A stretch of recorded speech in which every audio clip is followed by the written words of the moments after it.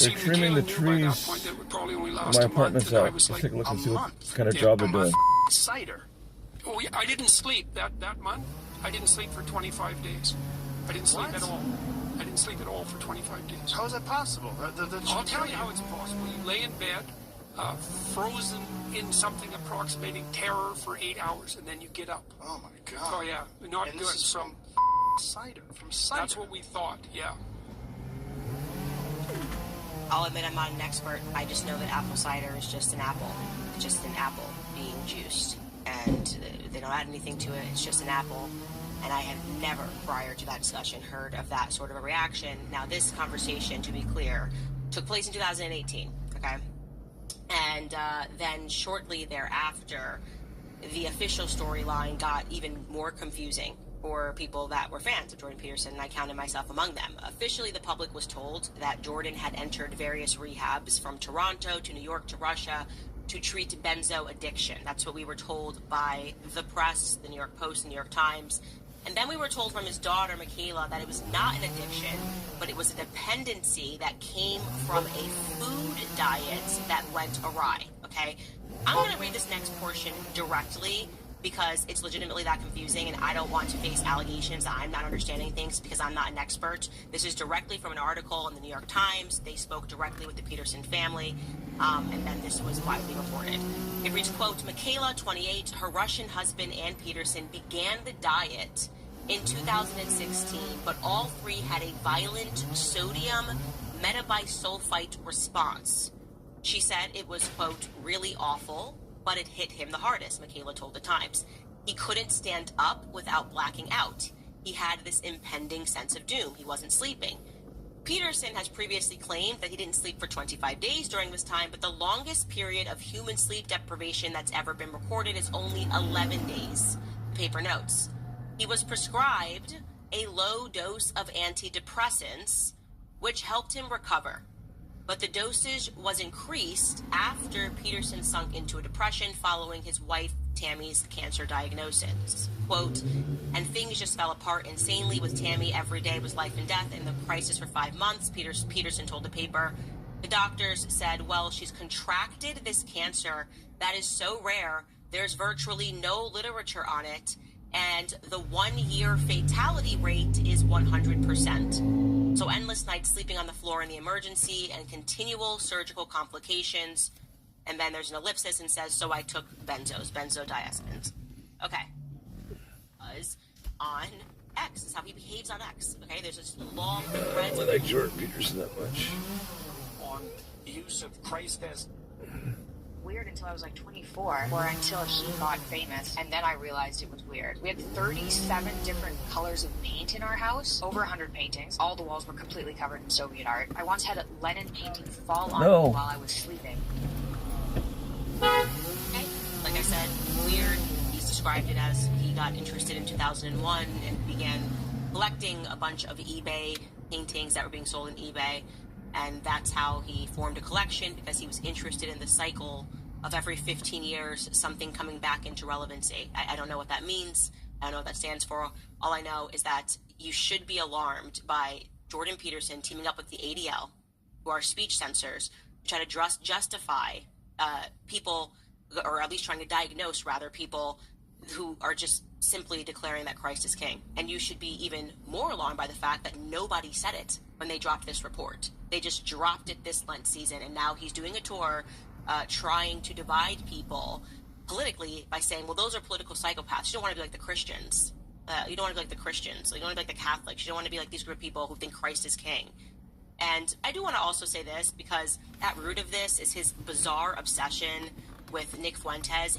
There's others, like they are like in a bubble, and you just have to recognize that most people in the world don't know who Nick Fuentes is, but these people, the Seth Dillons, the Joel Berrys, they obsess over everything he does, and they believe everyone in the world is watching and doing whatever Nick Fuentes says, and he's gotten under their skin. That's the reality. These people are being broken by troll accounts, and they're now spending real money to try to control and censor our speech. And it's just not going to work, okay? You're not going to tell Christians how to behave. You're not a Christian. You're not going to tell, especially on this day, the Feast of St. George, who was martyred for refusing to back down on his faith. You're not going to tell Christians. That phase is over. Christians are going to start standing up for our faith. I'm going to be one of them. And to the extent that you have a problem with me declaring that Christ is king because he is and forever will be, then I am going to be a thorn in your side. And that's all I'm going to say about that topic. All right, guys, want to remind you about preborn. You know, I love them. We live in a culture that tells women that motherhood is a burden, that choosing life is the end of their freedom. That is obviously a lie. Preborn is the nation's largest pro-life organization. They stand for truth. They believe that women deserve better than abortion, and they're proving it every single day through free ultrasounds and compassionate care for up to 2 years after a baby is born. Preborn is helping women see their strength, their value, their future, and when a woman sees her baby on an ultrasound, she's twice as likely to choose life, not because someone forced her to, but because she saw the truth for herself. It's about empowering women to make informed decisions and showing them that they do not have to be alone. So if you'd like to give to this amazing organization, just dial pound 250 and say the keyword that's pound 250 baby, or donate securely at preborn.com/Candace. Again, that's preborn.com/Candace. Also, Good Ranchers. Well, we know that with tariffs going into effect, families across the country are bracing for another wave of price increases at the grocery store. But GoodRanchers.com is tariff-proof because of their 100% American supply chain. Good Ranchers allows you to get a stable price for unbeatable quality meat that's grown right here in the USA. Good Ranchers is also giving you your pick of free meat for life when you subscribe. That's free ground beef, wild-caught salmon, seed oil-free chicken nuggets. My kids love those. Or bacon in every box for the life of your subscription. That's $300 of free meat your first year, second year, and every year for as long as you stay, and you're definitely going to want to stay. The average family throws away $500 of meat and seafood per year. Good Ranchers helps you waste less with their individually packaged, vacuum-sealed cuts that are good for a year in the freezer. Plus, you can only pay for what you eat because you don't have to trim a ton of the meat off before cooking it. They cut, they're pre-trimming all of their meats. The butchers do that so that you get more for your money with every bite. So visit GoodRanchers.com, unlock your free meat for life, and $40 off is what you will get with my code Candace if you use it at checkout today. Don't leave your food up to chance. Claim $40 off and free meat for life with code Candace at GoodRanchers.com. All right, guys, update on the Shannon Sharpe case. Okay, so there's been some new audio. We covered this yesterday. A girl, apparently he was negotiating with this girl behind the scenes, and what we are hearing from that girl's side is that he made a substantial offer, $10 million to try to settle this thing. Obviously, settlement talks blew up, and now it's public, and her team filed this in the Nevada courtroom. He is fighting this heavily. He's basically named his accuser, a girl named Gabriella, even named her OnlyFans account, and basically telling a story that they were kind of into this kinky, choke you kind of, I don't know why people are into that, but it definitely seems like she, via her text messages, which are unconfirmed at this moment, but I'm assuming they are real, was asking for him to choke her, and it was dirty. It was just dirty, dirty talk. She said that her butt cheeks cost $50,000. That's what she told him. I'm just telling you, I'm reading the text messages, okay? Well, anyways, some of you guys were asking the question, Candace, like, why would he offer her $10 million if he wasn't guilty? And I'm telling you why he was offering her $10 million. Because Shannon Sharpe was in talks. People were going to buy his entire podcasting network because, you know, he's been podcasting and doing all of these things. And the deal was supposedly worth $100 million. So look at this, okay? This is Shannon Sharpe Eye's $100 million podcast deal as volume contract expires. He was on the brink of a $100 million deal. And he was being, we don't know who were pitching him in the background, but $100 million for a podcast deal, that is like Joe Rogan level. His volume contract was expiring. He was probably in negotiations. Who knows who? Maybe it was Spotify, maybe it's Apple. And then this woman comes forward and she's like, I'm going to release all this publicly or I'm going to sue you. And your instinct has got to be to shut that down, okay? Because we're talking about the difference of $90 million. You pay her $10 million to go away, and you're signing a $100 million deal. Regardless of whether you are guilty or innocent, these text messages hit the public, and you are probably not going to close that deal, okay? Because that is going to harm your professional reputation, your personal reputation, and that's what happened here. He fumbled the bag no matter which way you slice it, okay? Because as a company, you don't sign those kinds of deals without morality clauses. And so it's very likely that he may also lose his ESPN deal, which is what we're hearing today. I think it was TMZ reported that he's on the brink of losing his deal with ESPN because they're just tired of the scandals, the immoral scandals that he's involved in. And yes, like I said yesterday, he may not be a rapist, but there's no question that he's moral. I mean, you know, I think in her lawsuit, she's now stipulating that she was 19 when she met him at the gym. He's 54 years old. He's speaking to her. I'm going to choke you, all this stuff, even if it was consensual, right? You are probably going to run afoul of your morality clause. Your morality clause means that if you sign a deal with Candace Owens and Candace Owens, you know, is caught at a bar in her spare time off of a bar, you have a right to fire her because it's a bad look for your company. And this is, like I said, this is what he likely ran afoul of. ESPN is unlikely to renew his contract if they even let him finish his contract. His podcast deal, I'm predicting, is going to completely fall through the cracks. You can't just, like, every couple of months have a sex scandal, and that's where he's at. He's not living well. He's not living moral. And he's another person who needs to find God. Anyways, his accuser has now released even more audio of them talking about he's going to choke her, he doesn't care what she thinks, and I'm going to allow you to listen to that now. Take a listen. Well, what, Gabby? Well, you're coming to LA tomorrow? Yes. Well, I don't know why you want to go out. Don't worry about it, Gabby. Well, okay. Okay, what? I'm not really interested in getting choked, so I guess we're going. Yeah. I choke her in public. Big black guy choke small white woman. It's not a good look, Shannon. Not a good look that you did what you did to me. Okay, well... Well, what? So right there, the giveaway to me is when he says big black guy chokes small white woman, that there's a kink going on here. Because that's just not something that people just say in like regular parlance. And it seems like he is used to saying that to her, and her text messages kind of show that's how they normally talk to each other, but now she's trying to catch him on a video. So obviously he's saying this is all out of context, and this was the nature of their relationship. I tend to believe that, just right off of the bat, that this was the nature of their relationship. But again, he's immoral. So I'm, you know, not going to feel bad here. I don't obviously. He's a freaking immoral dude, man. That would be ridiculous, and I also don't want him to be shaken down. How can a 50-year-old guy talk to a young girl like that? In meaning, like, you know, if ESPN says we can't renew you anymore, then that would be a consequence for your actions of just not living more moral. What's you know, up just with being a better person ESPN in and life. these So guys? we will see what happens. Okay, lastly, the thing that I want to get to is I let you guys all down. All down. I did not know that Katy Perry was interviewed when she landed, and I somehow missed it. And I was scrolling through Instagram, and I think it was Ali Sucky that was actually commenting on it. I follow her, and I couldn't believe it. I missed it. I was like, how did I not see this interview? It is amazing. It is hilarious. It is perfect. So I want to let you know off the bat, Katy Perry is having some space regret.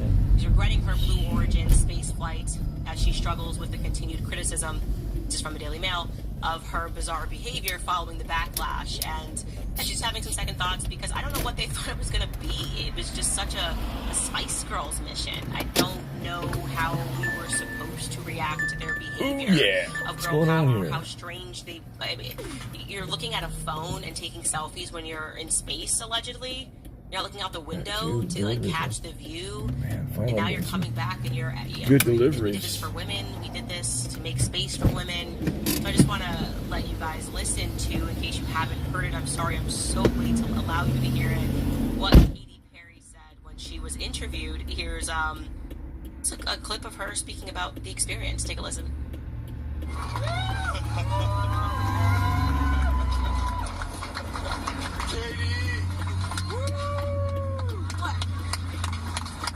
Katie.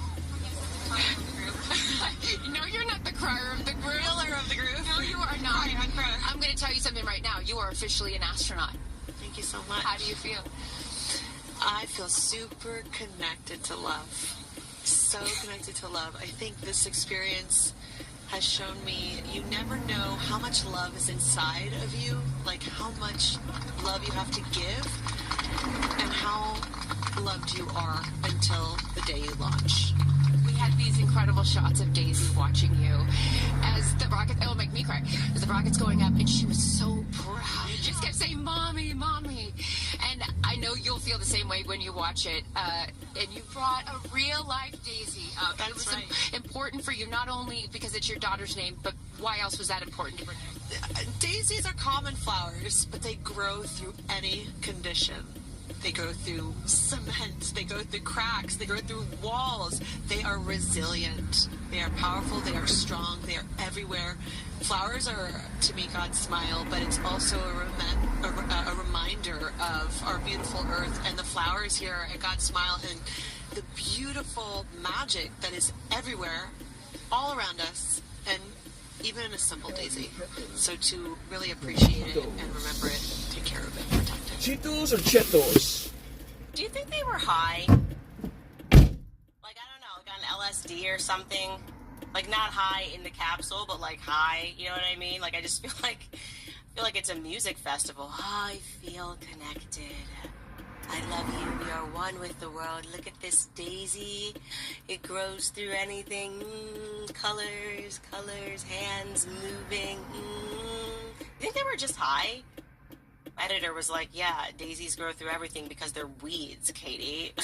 It's just a stereotype of what it means to be a woman with this mission. But I'm glad it happened because it kind of made us all happier in a weird way. It made us all happier. We are laughing at this mission, and it's fantastic.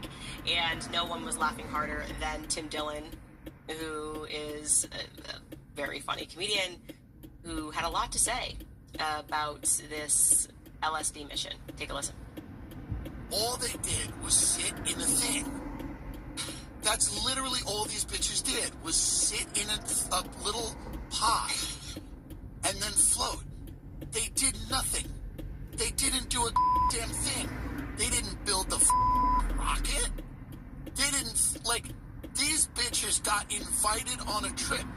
You got invited to your friend's lake house. And you had fun going tubing and eating s'mores.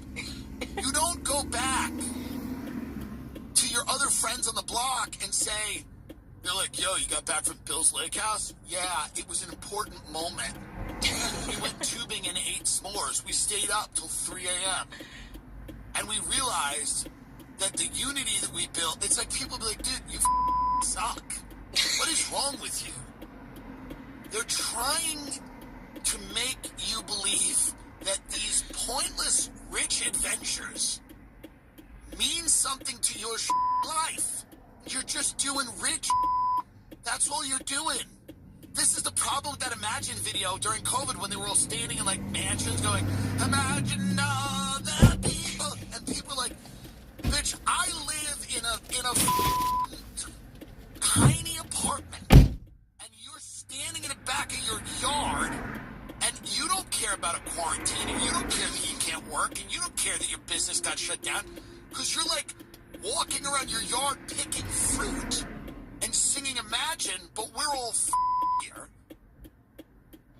That's the perfect description, the perfect analogy. They just continue to be cringe. Wealthy people just continue to be cringe and so out of touch. And that is right. During COVID, they're like, oh, just stay at home. They're in their mansions. And, of course, they have tons of space. And they're telling you to be totally fine in your small apartment, telling us to be totally fine. I mean, it's just ridiculous. Permanently out of touch. And that is why people like Tim Dillon, like I said, Joe Rogan, and people like Theo Von are just much favored because they're still on Earth. They're still on Earth with us, you know what I mean?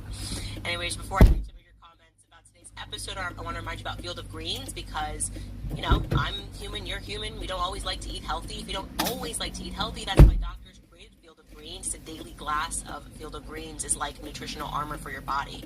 Each fruit and vegetable was doctor selected for a specific health benefit. There's a heart health group, lungs and kidney groups, metabolism, even healthy weight. I love the energy that I get from Field of Greens, but most of all, I love the convenience of how easy it is to get my greens every day. It's nutrition that my body needs daily, and only Field of Greens makes you better, makes the better health promise to you. Your doctor will notice that you have improved health, or you will get your money back. And let me get you started with a special discount. I got you 20% off of your first order. All you have to do is use code Candace at fieldofgreens.com. That's code Candace at fieldofgreens.com. Lastly, reminding you about American financing again, because interest rates have dropped. It's time to take advantage. Struggling to keep up with everyday bills, eggs, coffee. Many are reaching for the credit cards to pay for this. If you're a homeowner, interest rates have fallen into the 5s. It's nearly a quarter of the average credit card rate. American Financing is helping homeowners like you save an average of $800 a month by tapping into your home's equity and wiping out high interest debt. And the best part is there are no upfront fees to get started. Credit card rates are insane, and if you're carrying a balance every month, you're stuck in an endless cycle. Break free today. Call American Financing and see how much you could be saving. And if you start right now, you may even delay the next 2 mortgage payments. So call 800-795-1210. Again, that's 800-795-1210. Or simply visit AmericanFinancing.net/Owens. Again, that's AmericanFinancing.net/Owens. Okay, what are you guys thinking in the chat? Oh, Michael, you psychopath. Michael M. writes, Christ is risen. Wow, Michael, you're going to go on a list. I can't. Thank you, dear Candace. I have long believed Peterson to be fully discredited. Great job in exposing him. Quote, then you will know the truth, and the truth will set you free. Yeah, I just kind of fell out of love with him, you know? And I actually was never, like, I'm not a guy, so like, it didn't appeal to me. That guy was already making my bed, I guess, or whatever, cleaning my room. But I just didn't get it. I didn't get it. I do understand it in the context of, like I said, of kind of the way masculinity was being perceived in that moment in time. But beyond that, I just don't see how anyone can follow him on X and take him seriously. He just attacks people. He's an attack dog. And everything he ever says about maintaining calmness and being collected and thinking... Hey, OG, what's up, man? Hope you feel better, man. Sorry to hear that you feel under the weather. What do you happen, man? So, yeah, that's where I stand on Jordan Peterson. I'm just not impressed. Too much, Dean writes, you are truly a woman of grace. Don't be rain or whatever. Ecclesiastes 7:9. Another person would have launched a lawsuit after that report by Jordan Peterson. He took a clip and edited it out of context to make you look bad. Christ is king. You know what I mean? Like, I truly believe at the end of the day, truth wins. And so I just took it, and people saw it for what it was. It was absurd. Like I said, I'm also held by the fact that you guys watch this show every day, so you're getting to hear me my own words, and it makes it more absurd and more funny when you guys hear people that then try to tell you that I'm on here like supporting Adolf Hitler. You're like, that's just like not what she said. And we're falling out of love with the media. We are falling out of love with the experts, so he can just be thrown onto the pile. At least that's my perception. Galileo writes, Candace, I went to visit St. Michael's Abbey in OC, California. Little did I know they hosted Jordan Peterson. I found that odd. I didn't like it, since it was around last September after the Christ is King issue. Like I said, I think he will always have a place amongst boomers who think that he's plugged in because he initially was with the youth movement, and now I think the youth movement has fallen out of love with Jordan Peterson, and they will go to him and, you know, he'll write columns in the New York Times Weekly, and, you know, they'll, oh, it's Dr. Jordan Peterson, he's so great. That's fine. I don't care if that's what he's relegated to. I don't wish bad on him. I really don't. I actually pray for him and his family. I will pray for him and his family. I haven't yet, but I'll pray for them. Like, I pray for his conversion. I hope that he actually becomes a Christian and recognizes how demonic these attacks are. Like, trying to pretend that you're working on something medical. I'm sorry to hear that, man. You're just being really petty. I went to the gym today for the first time. Troll accounts on the feeling good, man. To do with the overwhelming Look at these guns, amount man. of Christians who declare Christ as King, like I do, because we know that's the truth. Look at these guns, man. There's nothing to hate. There's no anger in my feeling heart. good. I would sit down with him tomorrow. I would literally, if he hell was yeah. like, hey, I texted hell me, yeah. on your show so we can talk about Christ being King, I'd be like, yes, let's absolutely do it. But don't yell at my audience if they applaud. That's it. No screaming. Okay. Jessica writes, could JP's condition be part of the same MK Ultra, given he was reaching so many people with the message of Christianity, and now he is dependent of the same people that control the rhetoric? I don't know what's going on with him. I really don't. I've never looked into the genealogy. Jordan Peterson. I think he actually did go to McGill University, though. I might make that up, but I think he did go to McGill University. Can you check that, Skylar? Where MK Ultra was? You know me, I'm always looking up MK Ultra stuff, but you know, likely not. Anyways, I don't know. I don't know what is going on with him. I just know that I'm exhausted. I'm exhausted watching him have these sort of sonic breakdowns on X. I'm exhausted with him name calling people.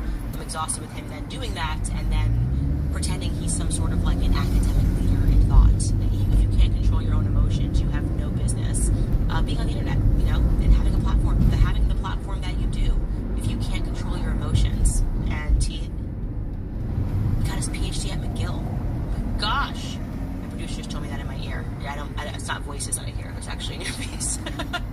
But he did get his PhD at McGill. Rosalinda Lozano writes, pray for Jordan Peterson's wife, Tammy. She is a baby Catholic and must be exhausted with all of this Christian abuse coming from her husband. Who knows how he talks to her at home?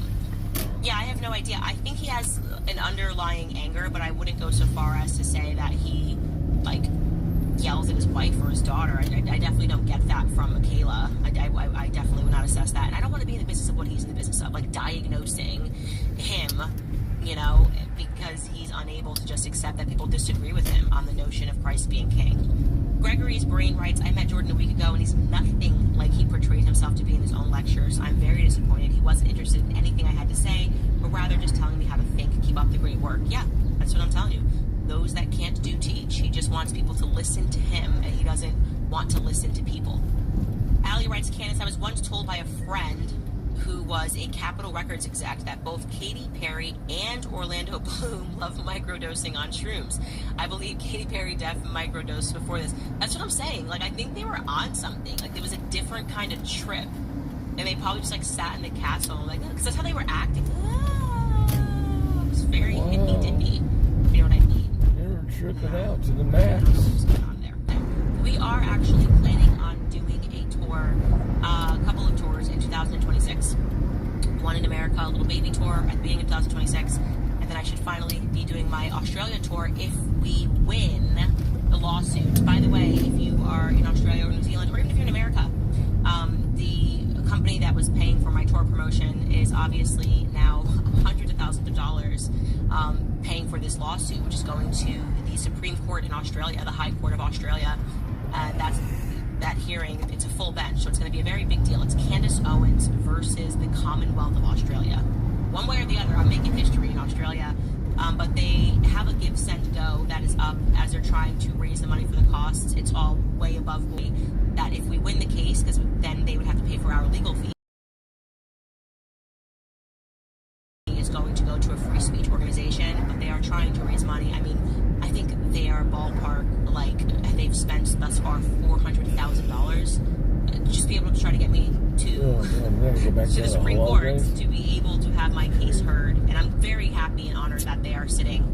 The full bench is going to sit for this. Like I said, it will be a big deal one way or the other, but if you are planning on going to that tour, they are trying to raise, as you can see in the corner, money for the legal fees and the expenses that we didn't expect when I just said I was going to go to New Zealand and Australia. So anybody that has a capacity to give, we would deeply appreciate that. Beyond that, letting you guys know, there's a new Shot in the Dark episode that's dropping today. So Shot in the Dark episode 17 will be available on CandaceOwens.com, which you guys will find all sorts of things. Also, we have the book club on Friday. Don't forget, we're making up the day that I was sick, the day I got sick from the Fahi yogurt that almost took me out. We're going to do that on Friday. We're going to continue reading Hollywood Babylon, so you still have time. We literally just cracked open that book. So it's a fitting time for us to talk about Hollywood. We're going to talk about psychiatry. We're going to talk about Sigmund Freud. And basically, it's going to terrify you. I think every book that I'm asking you to read is going to terrify you and awaken you to everything that's happening in the world. And you're going to walk away thinking, yes, we do live in a matrix. Anyways, you guys, that's all we have for today. I'll see you tomorrow.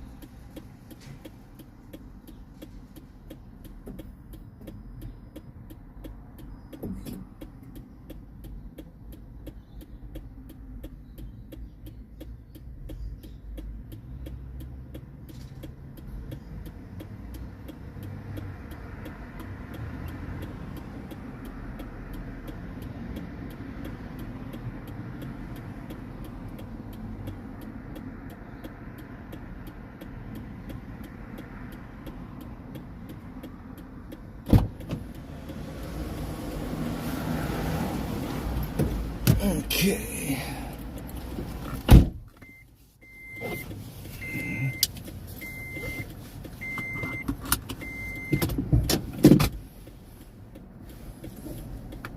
You're the exact opposite of the stereotypical rock star. Much better looking. You're much better looking, of course. You're intelligent, you're an entrepreneur, you're well-read. You don't drink, you don't do drugs. You got a great family, you raise your kids the right way. I mean, you're the exact... No, it's okay. Did you know Nobi Walters? Sure, you're kidding. Every Christmas since I've got a new scam. Sorry, I've got a new business. Sure. I'm so glad you said 1,000 stars. And yes. Just every once in a while, that could be a millennia, or something just happens when the planets align. You have the right thing at the right place and the right time. And we didn't know that it would become a multi-billion-dollar industry. My mother survived at 14 years of age, Nazi concentration camps of Germany. She took my mother's hand, her daughter at 14, and said, live. I'll walk in redemption. Everyone, welcome to another Sit Down with Michael Franzese. Hope everybody is doing well. All is very good, very blessed on this end, especially this time of the year. And as always, I give all the praise, honor, glory, and thanksgiving to our God for that. This is his month, December 25th, the birth of our Lord. I have a very special guest for you today. Everybody knows who he is. Whether you enjoyed rock music or not, I wasn't a rocker. I was a Beatles guy back in the 60s and 70s. But everybody knows the band Kiss. Amazing band, one of the most influential rock bands of all times. They sold over 100 million records in the haunted house, and they would entertain the kids. The kids loved them. They'd be pretty scary. Remember Gene Simmons in Kiss? You know, he had that tongue that came out. He was known as the Demon. They had all the makeup on. The whole band was unique, but they were terrific. And, you know, Gene was part of that band from 1973 until 2023, I think, was their last performance. And they were on and off through those years in different ways. But, you know, to last that long, unbelievable. Him and his partner formed it back in 1973. And he was just a great interview. He's not what you expect from the typical rocker. When you think of rock, what do you think? Oh, these guys were, you know, drug addicts, and, you know, they were alcoholics, and they stayed up all night. They had fun with women all the time. And that's what you think, the typical rocker. And that's true. You're going to get a real surprise when you listen to my Sit Down with Gene. He's a very intelligent guy. He's an entrepreneur. He's into a lot of different things. Extremely intelligent, very well read, very learned, and not what you would expect from a typical rock star. So I'm not going to get into it. I'm going to let him explain it, but I'm sure you're going to enjoy this interview. He's got tens of millions of fans worldwide, and I know they're all anxious to hear this. We've been talking about it a little bit. So with no further delay, my special guest, the one and only Gene Simmons from Kiss. I have a film company and a restaurant chain. Matter of fact, there are two in LAX and across America called Rock and Brews. I've seen them, yeah. Yeah. They do very well. We have 30 so far. Now we have casinos, Rock and Brews casinos, AI company, vodkas, sodas, wines. So a lot of stuff. Wine. Yeah. I have wine too. Oh, it's a wonderful thing. And the vodka. And vodkas as well, 10 times distilled, 10 times, in its own trademark bottle. I own the money bag logo, Yes. and I have for 28 years. But I've never been drunk or high. I never drink. I know that. No booze, no drugs, no Never in your life. No. Never been high. In a dentist chair, yeah. Mm-hmm. No cigarettes, ever. And that's totally contrary to Dentist chair from the nitrous oxide. A rock icon, a rock star. Judge the book by the cover is what they say. People can make up their own minds. It's okay. I make a good living, and that's a good trade-off. But that goes back to Gene, you know, to your early days with your mom, right? Is that the reason why you never... Well, you can't just say that with your early days with the mom. I knew some of the gentlemen, and No, socially. With your mom. With your mom? I thought you said with the mom. No, with your mom. Well, these are semantics, but I'm not anti-semantic. No, I heard My that. mom. Yeah, you never wanted to drink or get drunk in any way or get high on drugs because of your relationship with your mom. It really is. I'm an only child to my mother, and my father, though, not surprisingly, was a hound. if it moved. You know, and I became my father early on. But my mother was totally devoted to myself. I didn't know any of that stuff growing up. You just think, oh, it's your mom. She's always there.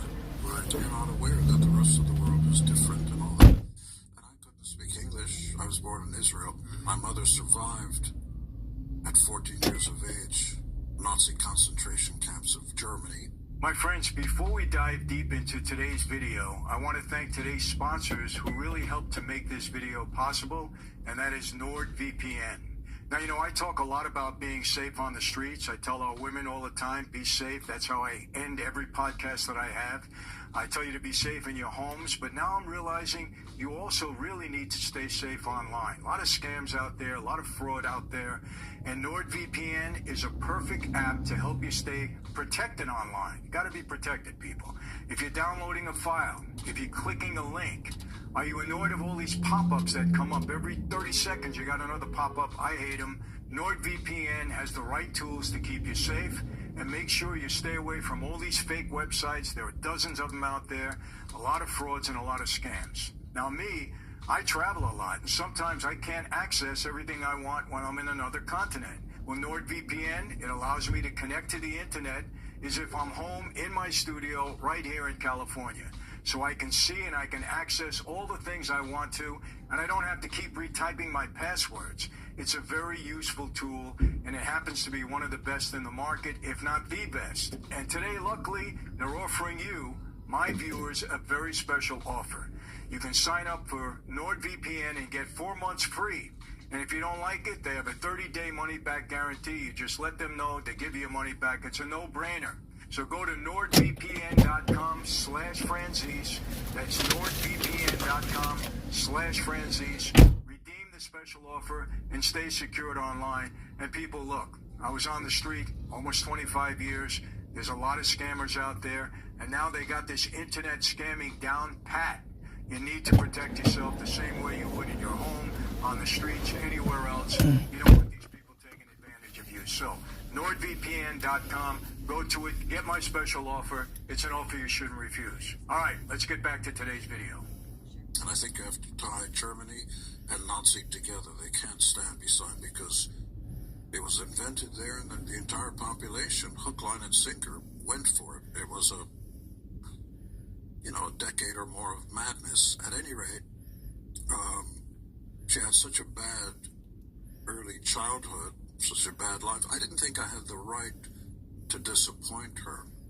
You know, I did a paper early on in college, and strangely, maybe, in hindsight, I thought, that's a strange subject.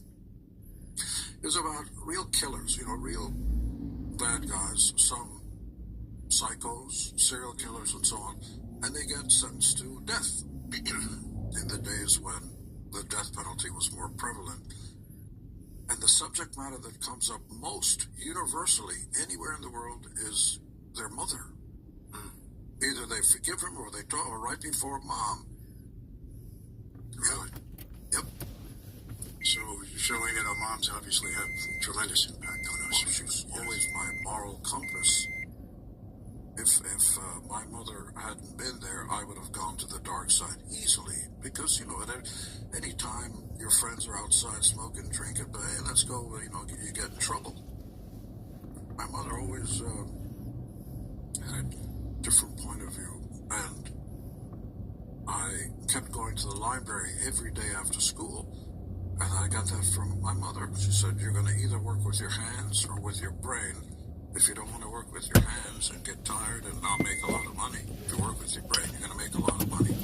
You have to go to that house right over there. Everything is free in there. She told me about the library. In a real way, it's the house of God. All information ever is available there for free. It's up to you. And now, of course, it's available for free right here. Exactly. And this was in Israel, or when you came to America? Here.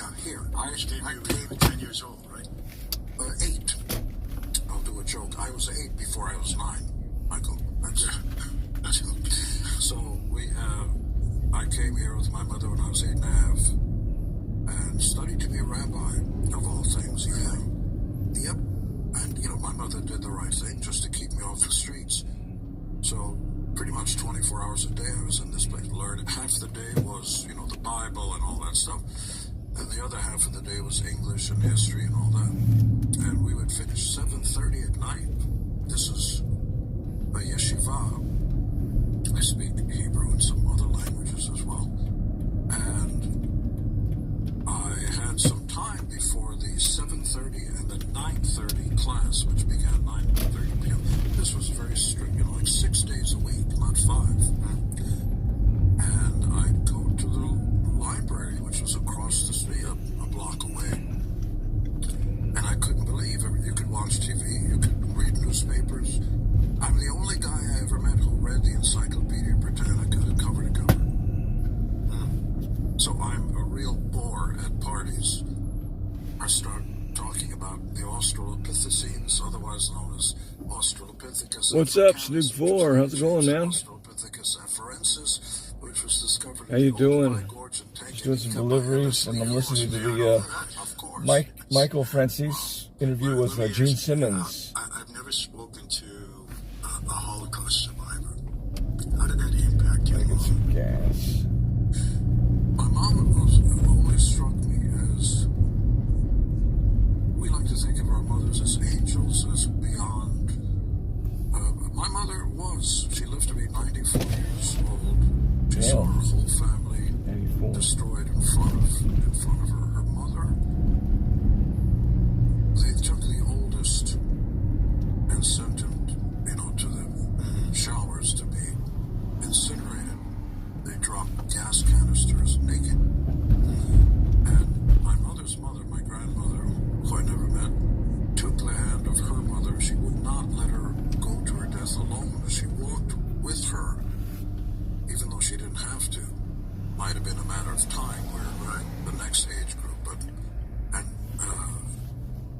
about the only thing I could get out of my mother was she took my mother's hand, her daughter at 14, and said in Hungarian, I speak Hungarian, live, like survive no matter what you do. And that's what my mother, I never met any of my grandparents or anything. We didn't have one out of every 2 Jews that lived in the 20th century were incinerated in a matter of about 4 or 5 years. Unheard of in history. By the way, it's not often talked about, but 2 million Catholics were incinerated. Political prisoners, gays, the Romani, who were like the gypsies of Europe, anybody that the Nazis perceived as subhuman or people they didn't like. They just wiped them out and then tried to hide it when the Allies came, especially when the Americans came, by trying to kill as many as possible, not leave any. And by the way, the people, the wives and the children, there were schools, everything, right outside the concentration camps. And the people that lived there went to school, restaurants and everything, had normal lives. The children would play outside, never mind the dust and the particles that were coming down from the incineration camps. And astonishingly, they kept saying when they were put on trial, the wives and sisters and daughters of these guards, these Nazis, we didn't know that. We didn't know what was going on, despite the screams and the dust from the bodies that were falling. Yeah. Did your mom survive as a result of the war being over and her being released? If you've never seen a movie called Sophie's Choice, you should, because that's almost exactly what happened to my mother, really. My mother was at a very young age interested in fashion and everything, so she went to what's called a friseur like hair, makeup, and stuff like that. So she went to school for that. And my mother never had a number. All the Jews or anybody in concentration camps had a number tattooed. And so they kept, Germans were really good. Name, number, where you're from, and all that. And the call went out. My mother didn't talk about this much, but this much I know. The call went out that the commandant's wife wanted to know if anybody in the camps knew about hair and makeup. She wanted somebody to do that.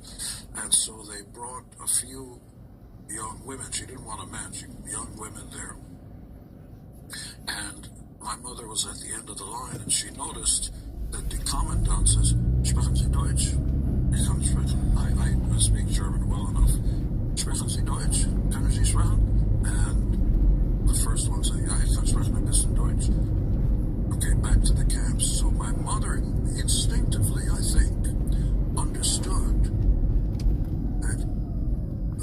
that didn't work, that the concentration camp victims, if it looked like they could speak German, they were sent back. So my mother, she couldn't understand German. My mother played dumb.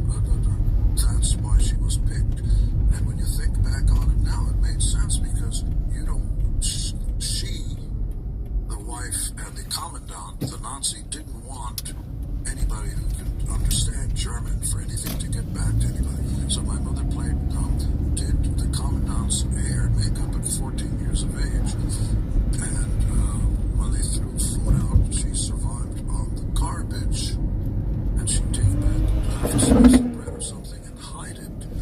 Because if the rest of the folks in the camps found out about it, you would get killed for that piece of bread. Really? Yeah, they would. Everybody was starving. You know, it's amazing, Gene, when I hear things like this, there are people around that deny that the Holocaust even happened. I don't even understand that, you know? I don't know. A few days ago, we had an event that brought together different cultures, and sitting next to me was a very famous basketball player, and we were talking, exchanging, a really swell guy and everything. And he came out publicly and said that he can't be fooled. The earth is flat. He's been on a plane, and when he looks outside the window, the earth looks flat. The Flat Earth Society exists, it's getting bigger, and there are Holocaust deniers who say it never happened. So, your mom moves here to the States, and you're 8 years old, and things start to change for you a little bit. How do you go from, reading the Encyclopedia Britannica and being pretty much a bookworm, and then... Still a bookworm. Still a bookworm. Oh, yeah. That's voracious. Yeah, that's a great thing. Well, for me, it was like coming from Israel that didn't have an infrastructure, no roads. We would go on a Friday to the local area, and there'd be long lines going down blocks, no blocks, there were bombed out buildings because there were always wars there. There are wars there now. And dirt, no pavement, no street, no sidewalk, nothing, it was just dirt. And I never thought about it at 5 or 6 years old, because that's all I knew. And I'm standing holding my mother's hand, and on one side there'd be a gentleman with sheets of newspapers ripped out. And on the other side there'd be a table with big lumps of different things, sugar and salt and whatever. And you get to the front line and they give you a piece of newspaper, and on it you get a slab of butter. That was your food for the week. Another piece of meat, some milk and stuff, and that was your food for the week. We didn't have refrigeration, or I don't think we had a radio that I recall. I never heard of a television set, and you're talking about the 20th century, until we came to America. And when we came to America, like, everything was big. The people were big. Everybody I thought was fat was big. And I saw the amount of, people on TV were eating sandwiches, like, you never saw anything like that. And one of the first images, I couldn't believe what I was seeing. There was a guy who I thought was in his underwear with a cape flying through the air without a plane. I'd like, what is that? And I was fascinated by America, and still am. I'm still amazed. I just bought another house, one of 6. The land of plenty. God bless America is a real phrase. 6 houses. all modern and everything. Well, the newest one is the first and only zero carbon house in all of America, really. Oh, yeah, well, you gotta pay for it. So, where is it? Where is it, he says. It's around. Okay, I got it. And, when I want the lights to go down, I talk to Josh. Hey, Josh, turn on 60s music. There's no toilets. You don't even have to wipe your ass anymore. Just, hey, give me a hot fun Sunday in the background. Boom. You talk to it, then it happens. Dim the lights a little bit more. So I see you have a tremendous appreciation for America. Oh, you kid. You don't understand, because we're not for America, which is really a very... I taught 6th grade for a while in Spanish Harlem, which is a very bizarre country, unlike any other country on the planet. You gotta remember, it's a very young country. It's only been around 200 plus years. And you were raised in New York, actually. New York City. First, right? Oh, yeah. Puglia's, St. Jamel Festival, and all I grew, some of my best friends had uncles. You understand? Yeah, of course. Matter of fact, a lot of them had uncles. Well, we're going to get into that. Well, yes, I understand. But by the way, some of the nicest people I didn't know about anything else. No. But in terms of, like, give you the shirt, anything you need. If you need a shirt, boom, I did. I'll never forget. I used to go to Chinatown, and for $1.50 you could get egg fouillon, tea, and just like fill up like nothing you've ever seen. Great food, great everything. $1.50. Across the street on Mott, Little Italy.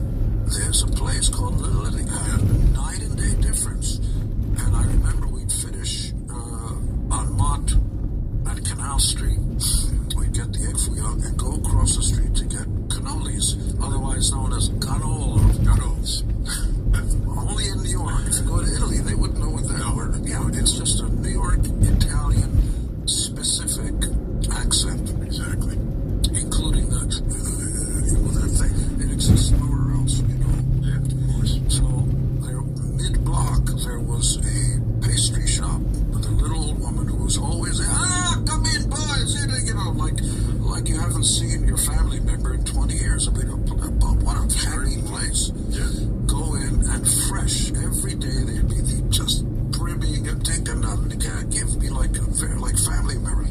You're bringing back great memories now, I got to Oh tell you. my God. Yes. And that's nowhere else in the country. That's Little Italy in New York is... Unlike it, yeah. Anywhere else. And by the way, when I left New York to come to L.A., because I was seeing this singer, television person, and by 79, it all of a sudden occurred to me, at night, they bring the iron, protection devices in front of the stores in Chinatown. But there's this beautiful bakery that's got windows that go all the way down to about 2-3 feet above the ground. And it's a piece of wood.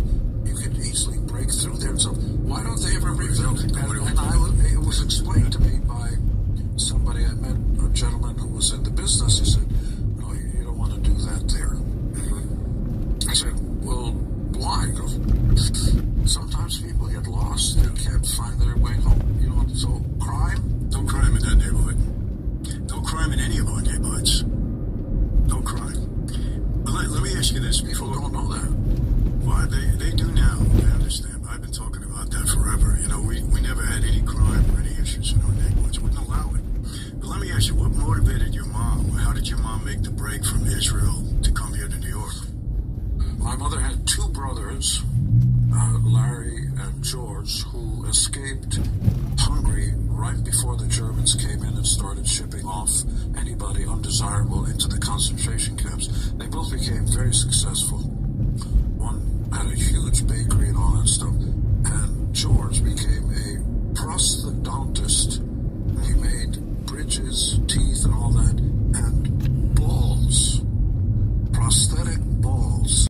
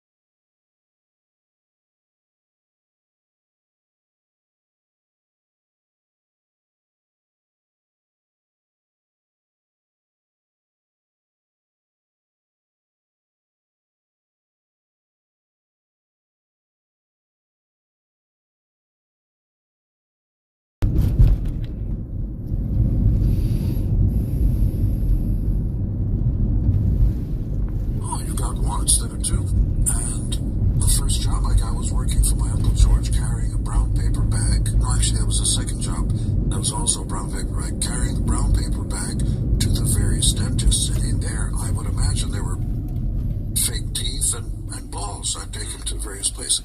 I have to say, the job I had before then was making $1.25 minimum wage in New York in 1963. Might have been 1863. See what I did there? That was a joke.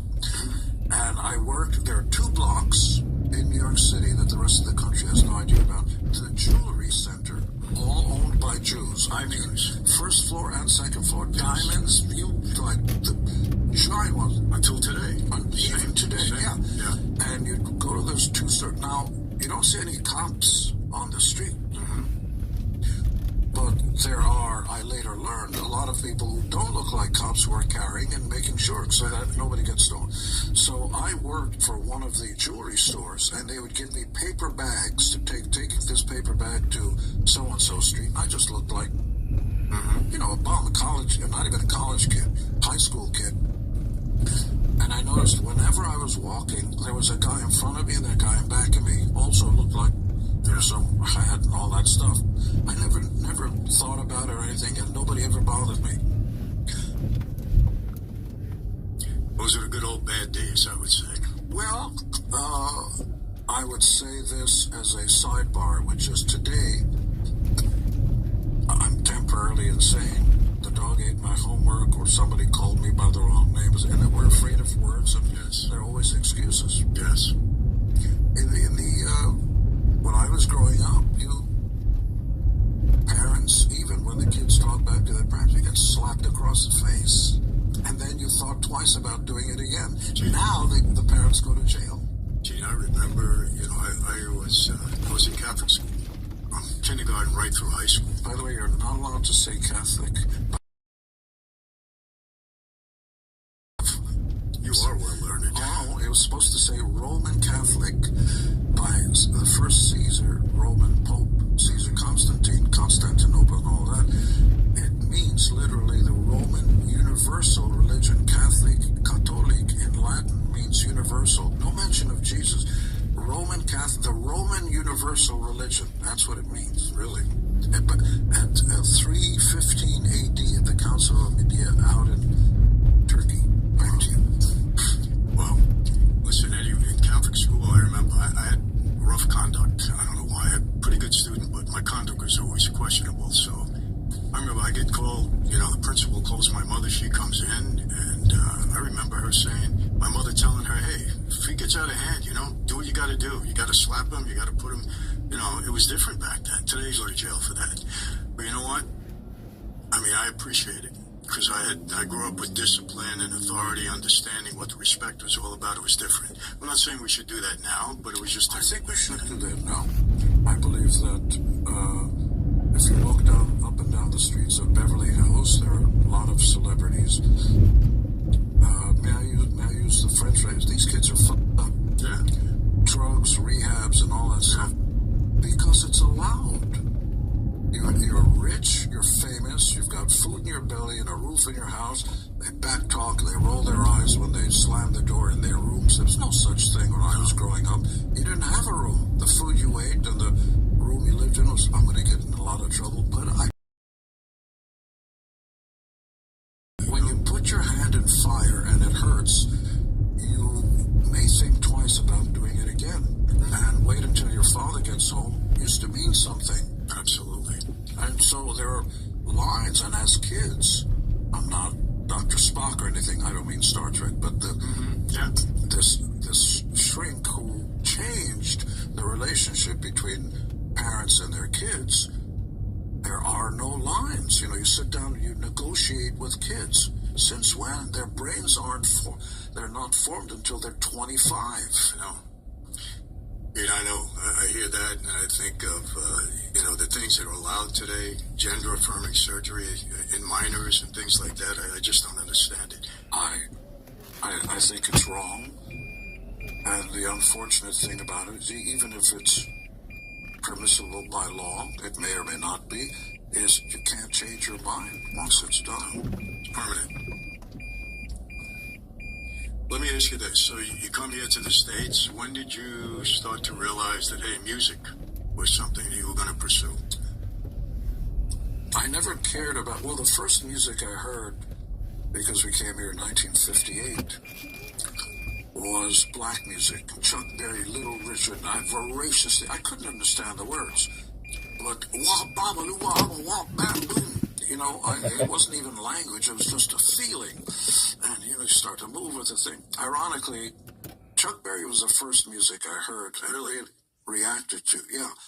And ironically, when Chuck Berry passed away with an open casket and all that, I happened to be in the same city when they were holding the event for members of the family and everything. And the Berry family asked me to do the eulogy, which was very difficult for me because Chuck was there with his guitar with an open casket, and I'm getting choked up now. And it took me back to a time when, right before then, it was called race records. Chuck Berry and Little Richard and Fats Domino, their records came out, but you couldn't hear it on regular radio. You'd hear it on the R&B stations, and Pat Boone, who I met later on, would have big hits with Fats Domino records that he would cover. They became hits because they were played on radio. They were called race records because they weren't allowed to be played on white radio. And it was Chuck Berry and those forefathers of rock and roll and blues and all that broke the barrier without marching, without complaining. It's just all of a sudden this music appealed to white kids. They go, gee, we like that. So the doors were, in a lot of ways, music is what opened the door to the consciousness of little white kids realizing that there was a disparity between black and white racism and stuff, but I like that music. As a matter of fact, when the Beatles first came over, they were told when they hit the southern states, and racism was alive and well, they couldn't play to black audiences. And the Beatles said, well, in that case, we're not going to do the shows. Everybody's welcome to our shows. I used to go out with one of the great ladies of our time, Diana Ross. And I say that proudly. She's a magnificent, you would be blessed to be in her presence. Just a great mother, and her daughter Tracy's a huge star now on television. But the point I'm making is she would tell me the horror stories of the Supremes had six #1 songs, records off the first album, bigger than the Beatles for that time. And so they headlined Dick Clark's Cavalcade of Stars. The second group was the Dave Clark Five. There were legitimate big bands underneath it. And she said that once they finished the concert, they had to stay in a black hotel. They couldn't stay with everybody. This is in 1964, 65. On the way out of town, there were bullet holes in the bus. Wow. Yeah. As popular as they were and as accepted as their music was. Well, being popular is one thing, that creaks the door. And then how does that come into everyday life? We accept, we're white, Southern thing. I may have a problem. I don't want to live next door to those people, right. But I love that music. But that music opened up the doors. Yeah. So that was probably a major barrier that was broken down. It was broken down through music. Oh, yeah. Yeah. Oh, yeah. And then Elvis was doing black music. He went to the Baptist churches, and he did Hound Dog and all that. By the way, written by Jews. Lieber Stoller. Really? Yes. You ain't nothing but 2 Jews in New York City who didn't like pop music and all that. They loved black music. And Save the Last Dance for Me. These were all Jews. So what motivated you to get into that industry? Well, I never thought about... Did you realize you had a voice at that point? Oh, you don't have to sing in rock and roll, Michael. I'll give you a perfect example. #1 song, a few times. Wild Thing. Yeah. You make my heart sing. Right. You don't have to sing at all. Rappers will tell you that. You don't have to sing. It's just some quality, what the French say, je ne sais quoi. A quality. Maurice Chevalier couldn't sing. There were a lot of famous singers who didn't really have a voice. They had a unique Louis Armstrong, that thing. It was just a unique point of view. But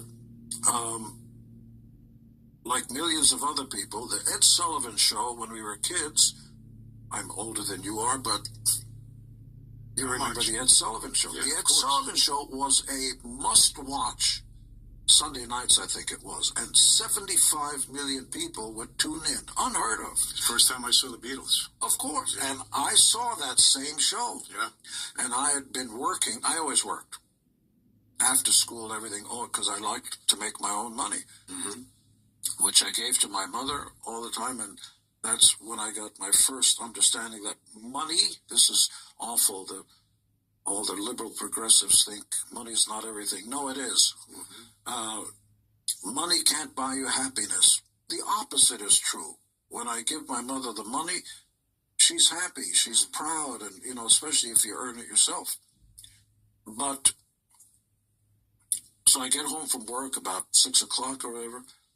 Yes, I worked on Sundays, and I sat in front of the TV, and my mother brought me one of these stand-up things with an X, so you could put your food tray, and we had TV dinners. Kids have no idea what that was. You go into the freezer. What's a TV dinner? Yeah, it's great. You just put it in it comes out of put it in the oven for a few minutes, and you got a full meal. Mashed potatoes, full meal, meat, everything's right there. Yeah. Even dessert. Yes. And because my mother, she's been working 6 days a week, so she didn't have time to cook. You just put in a TV, and they were called TV dinners. TV dinners, yeah. And oven, no microwave. There was no such thing. No. Yeah. And it was a tinfoil type of, if you remember. Yeah, if you put that in a microwave, it explodes, right. So. We're really showing our age now, but that's okay. Proudly. Yes. Yes. And I'll never forget this. Usually there's an elephant that comes and poops on the stage, or Topo Gigio, hello, Eddie, it's a kind of cavalcade of this and that, and then he goes, ladies and gentlemen, the Beatles! And then they come out, and, I was frozen first by the imagery. I didn't understand the music. There was a lot of jingle jangle and these great harmonies, and I couldn't read. I was just too mesmerized by the fact that the audience, especially girls, were screeching out like nothing I ever heard. I'd seen Elvis Presley and all that. Nothing like that. You couldn't even hear the song. Let me ask you, did you? Yeah, I know. I have a doppelganger in Squid Game. Were you there that night? I was there. Sadly, I was. Actually, I looked at the guy's body. It looks a lot different than mine, but he does look similar, and the though. elevated, which was the subway, when it got to Flushing, became above ground. Right. And when the doors opened, I was looking out at Shea Stadium, at the Shea Stadium stop, and I heard everybody screaming, but I was going home. Gee, let me tell you, my dad got me like front row seats, right? I was in the front row. I swear I did not hear a word of the song. That's how much the screaming was that night. It was unbelievable. Squid Game too, yes, I am. They were like, wow. Who done? Yeah. Insane. You guys got it right, man. You guys found me. Beatlemania. I know there are very popular bands and everything, and Taylor Swift was kicking ass and more power to her. But I'm telling you, there's never been anything like that. The Beatles, Not even Elvis. Yeah, you think so? Well, I know it for a fact because I know some of the guys. When I had a recent birthday, Ringo sent me a happy birthday gene. How good is that? Yes. But when the Beatles went and met Elvis, I think at Blue Jay Way up in L.A., it was a very awkward thing. He was suspicious of them and really? Yeah, didn't like the idea that they became much bigger than Elvis. He was the king. Not anymore. By the way, if you go to Graceland, you'll see there's a Kiss exhibit at Graceland. Really? Yes. I don't know why. Did you know him well, Elvis? No, we never met, but I knew a guy who was his cousin or something, and Elvis came into the room at Graceland in the 70s as his cousin was listening to Kiss on the radio, and a song called Let Me Go Rock and Roll, which I wrote with Paul. And Elvis says, what's that? And his cousin's going crazy. That's Kiss. That's about, what's that about? was telling Elvis about it. He goes, "Oh, I see what they're doing. They're doing Chuck Berry and Count. Yeah, that's good." And then he walked out. That's as close as I ever got to him. What an amazing place this is. The music of the world comes from right here by the least qualified people in the world. We can't read or write music. Movies, TV, all that No stuff hiciste eso hace unos but días. never by the ruling class. Hiciste eso, ¿no? If it wasn't for Italians and Jews and black people, you wouldn't have any culture. The entire movie system was invented by Jews. Every single movie studio, Paramount, Universal, Warner Brothers, you couldn't pronounce their real names and all that stuff. The business of it was invented by them, and they were the least qualified people. Nothing was ever done like that, where not only the movie studios were invented, but you're a star. Before you're a star, you're going to take dancing lessons. Like they put you through the mill of like going to school to be a star. That stopped, which is why they don't make stars like they used to. But so they would actually train you back then. Yes, in diction. Rita Hayworth was a Mexican gal. They wanted to make her a little bit more palatable for white America. Her hairline came way later. They shaved off her hairline, changed her hair color, and changed her name. And they saw something in her that... Of course. Well, yes, they knew something. Kirk Douglas...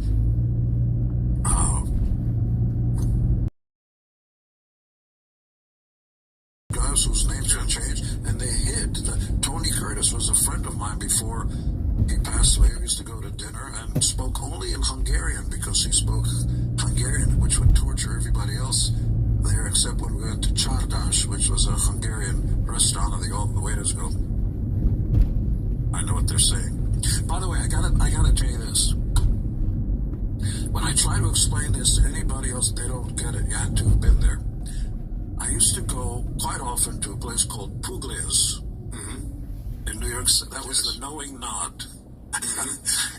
The gentleman frequented the restaurant. Yes. Small place. When you say restaurant, people think of a lot. No, it was a small place. 80 people would fill up this place like nothing. And there's the times that I went, there was a mature older woman playing accordion, singing classic Italian songs, and they would immediately come over, what would you like? And the gentleman, almost always, there were corners, and there was a gentleman sitting in one corner with nobody else around, so that one side of the wall was on one side of the other, so he was like this. So from his vantage point, he could see the whole thing. Maybe another gentleman over there or stuff, and, sprinkled in.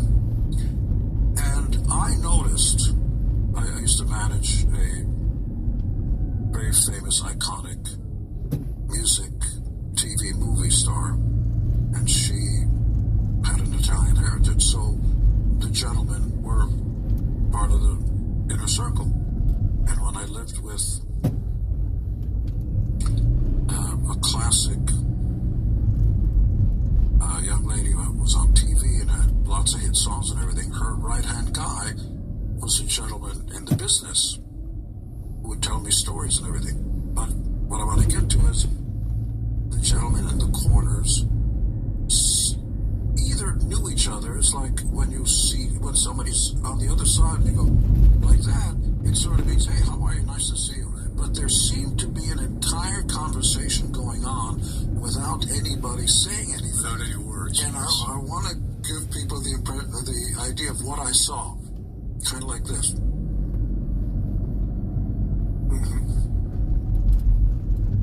I never knew this. That means gay, the earring.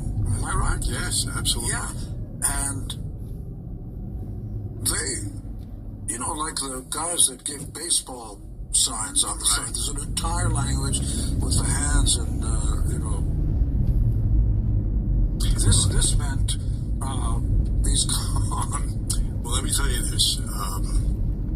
Camasutra Records. Neil Bogart. Yes. And then Casablanca later. Neil Bogart. Camasutra went to Buddha. Now, did you ever meet Phil Steinberg and Hyman Rahi and Artie Rip. Very suspicious that they're all Jews. Very suspicious. All Jews. And my dad was involved with I them. know, really? No, I was aware of all that. Okay. And I remember a conversation. I used to go up there quite a bit. I loved going up to their offices. It was exciting. My dad would take me up there. And I remember a conversation, and I Rip, and I think I was there also. And they were talking about Neil Bogart. First time on Casablanca, right? Yeah, the first one.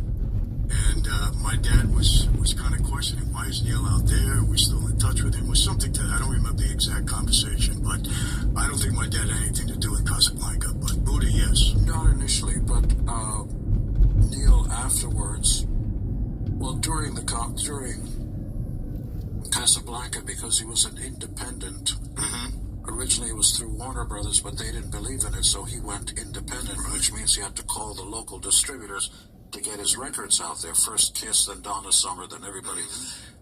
He was running out of money, so there were gentlemen who came to his rescue. So he was beholding to, I say gentlemen, I don't like the boys. And if it wasn't for them, he'd be out of business. Yeah. But they treated him well. And very well. Yeah. And I met them all throughout. They'd have dinners and everything. You don't talk about business. You say, how's your kids? Oh, let me show you. Yeah. And for some reason, people think that they always put the arm on guys like that. And, that we didn't treat people right in the industry back then. It wasn't true. There's a very strange thing about, and I'm not the expert of the voice of anything, just what I see it from my perspective, and that is, there is a phrase called stand-up guy that's used, that I've heard used quite supposedly in the business, and that means something. The words mean something. And Jews have a word, mensch, and Italians have a word, and there's a word that says a man's word you can take to the bank, kind of a thing. And then you've got the rest of the world where what you say can be taken anyway. So all the time, the Wall Street guys that rob everybody, Madoff and all those guys who stole $76 billion. But I think it's worthwhile to notice that the guy's name, at least if you believe in truth in advertising, his name was actually Madoff, and he did fucking Madoff with everybody's money. $76 billion. Right under the nose of the SEC, who investigated him how many times? How many times? Over how many years? And he got a clean bill of health, or somebody was on the tape there. It was one of the two. Or a combination. Yeah. So let me ask you, the whole KISS phenomenon, which it was, how did you get that started? What was it that... Scientists talk about this kind of a thing, and there is such a thing as singularity. Things just happen. And that means that it doesn't happen often. Just every once in a while, that could be a millennia, or something just happens when the planets align. You have the right thing at the right place and the right time. The first right thing in the right place at the right time was when I met Paul Stanley, my partner, who knew stuff I didn't know, and hopefully, at least he told me, I knew stuff he didn't know. And then 1 + 1 = 3. And then we decided to put together the band we never saw on stage. And it's worth noting, we looked at it visually. We wanted to get the songs and everything, but we noticed that the bands we liked, The Who and Jimi Hendrix and, the Beatles, had unique visuals so that, if you closed your eyes, you saw it. And there were lots of hits on the radio where if you closed your eyes, you couldn't tell. Foreigner was a very good band, had a lot of hits. You close your eyes, you have no idea who's in the band, and you don't care. Right. And predominantly, that's the thing. And so we wanted the visuals to be part of it, and we didn't know that it would become a multi-billion-dollar industry. Everything, KISS continues to be everything from KISS caskets and KISS condoms. We'll get you coming, and we'll get you going. See, that was a joke. Yeah. See, I got it. I'm sure everybody else will get it too. I've said that many times before, but it's actually true, literally. So once we got Ace and Peter, the two original guys, and And it's worth noting, Paul and I went to see Peter play in a gentleman's club, very small, but where they went. And they played in a trio, and the drummer wore, Peter Chris, had scarves on, and he was singing Wilson Pickett, you know, R&B songs, and he had the right voice and the vibe. The rest of the guys on stage, you know, could have been the guys who would wait for you outside to pick up a few bucks. They didn't look like musicians, but this guy, you know. So that was Pardon, finished it out big time. Yeah, and he had the voice and the attitude. So the band started, but not everybody has the genes. Not everybody can run a marathon. There are some people whose genes, whose DNA are more akin to running a short race, you know, just full, which is why very few bands last a long time. The Beatles lasted 7 years. Shockingly. We've been around 52 years with different members and all that, because not everybody lasts. And one day, and I've talked about this before, and every time I talk about it, I get the imagery again. We're sitting around in our rat-infested loft, 10 East 23rd Street, and we'd been rehearsing. It's a rat trap and a fire trap. No windows, nothing. And after the rehearsal, one of us, I don't know who, said, hey, let's go down to Woolworths, which was a local store. You could buy anything. Yeah, I remember Woolworths. Yeah. They're gone now, but Gone. yeah. Before there were malls, you stick everything into Woolworths. Aspirin, everything, anything, clothing. And there were also like gimmicky things. You could buy plastic ice cubes with flies in it so that you can stick it in the drinks and the girls would flip it. Yeah, I remember. I remember that. And whoopee cushions. Yeah, whoopee cushions. If you're 14, you have no idea what a whoopee cushion is. Everybody bought it. You put it under a girl, things that sits down. And that was a big thrill. You should buy your wife one of those. She's young. And so we somehow veered towards the Halloween area, and there were clown makeup, Stein's Clown White, a jar, and Stein's black lipstick. For some reason, Paul Stanley went to the red lipstick thing. I don't know why. And we just bought the stuff, and we bought 2 mirrors that were 4.5 feet tall, about this wide, $15 all in, and brought it up to the loft. And nobody said, I have an idea, let's sit down, we'll do this. We just started, like, if you look at it, you say, okay, who's telling you what to do? No, it's just happening. We're looking in the mirror, putting on makeup and looking at each other and stuff like that, and just talking. It's kind of weird, it's kind of sticky, talking about the feeling of it. And then we started drawing designs around the eyes and looking at each other and stuff, and getting off on it kind of as it was happening. And Peter Chris liked cats, so he was doing that. I was always fascinated by horror movies and sci-fi, that imagery. And Ace always talked about that he's from another planet and stuff. His equilibrium was not all that good, so he would often fall or whatever. So he thought of himself as a spaceman. And Paul Stanley, originally the makeup was a round circle or black around his eye. And we looked around, what the hell's that?